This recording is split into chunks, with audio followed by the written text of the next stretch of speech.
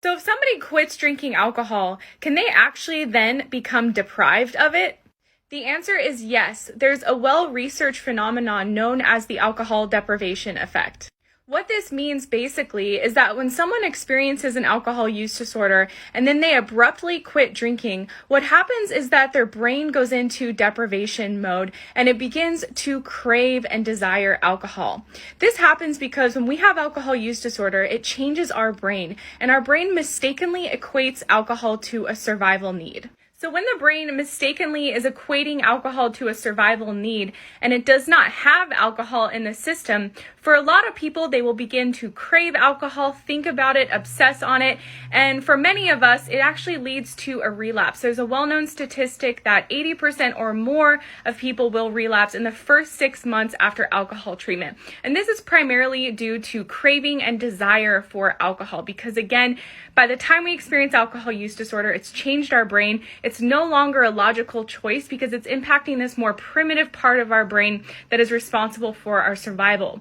I know this experience very well as I used to be addicted to alcohol for nearly a decade, and I tried to quit drinking literally dozens of times, and I'd make it a couple days, couple weeks, or couple months, but eventually I would relapse because my craving and desire for alcohol really outweighed my willpower. I just couldn't hold on anymore, and I'd finally give in to the urge to drink. What's unfortunate is that the majority of treatment programs out there that exist require people to quit drinking alcohol as the first step.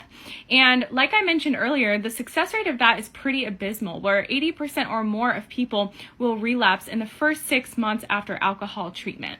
So it kind of keeps people going through this revolving door of them quitting drinking, being super resolved, super motivated to quit, thinking that this is going to be the time. And then the alcohol deprivation effect kicks in. Their craving just goes crazy and they can't control it anymore. And eventually they relapse, even though their logic and their willpower really don't want them to. So what can someone do if they're stuck in these cycles of alcohol use disorder and they can't seem to stay sober, but they know they're drinking too much and they really want to get out of this cycle? So I'm really excited to tell you that there's a science-based treatment protocol that's been around for almost 30 years. Not many people know about it, unfortunately, but it has a clinically proven 78% success rate at treating alcohol use disorder. It's called the Sinclair Method, and it works because it heals the root cause of alcohol use disorder, which is inside of the brain, where the brain is mistakenly equating alcohol to a survival need. I've made a lot of other videos about this treatment. You can click the link in my bio as well for my website, where I have a lot more information. And please just hang in there. If you are struggling, there is an answer out there for you.